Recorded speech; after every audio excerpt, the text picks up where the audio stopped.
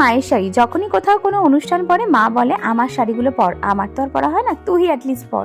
তারপর যথারীতি makeup start করলাম। পন্ডসের ময়েশ্চারাইজার আর ইনসাইটের প্রাইমার, তার সাথে আজকে ক্রায়োলনের ফাউন্ডেশন ইউজ করেছি, যেটা একদম প্রফেশনাল। আমি আগেই বলেছি যখন কোনো বিয়ে বাড়ি বা অনুষ্ঠান থাকে আমি কিন্তু এই ক্রায়োলনেরটা ইউজ করি।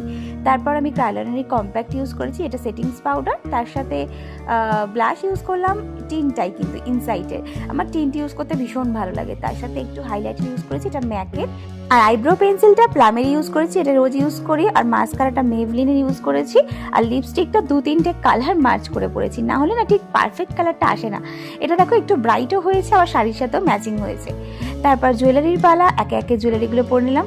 আর চুলটা একদম প্লেন ভালো লাগছিল না। আর কোথায় যাওয়ার আগে না আমার একটা পলিসি আছে, যেটা আমি চুল আঁচড়াই না, চুলটা একটু মেসি দেখাতে ভালো লাগে। তো ওইভাবেই চুলটাকে একটু সেট করার চেষ্টা করলাম। তো ব্যাস আমি রেডি হয়ে গেছি। কোথায় যাচ্ছি চলো দেখতে পাবে পরের ব্লগে।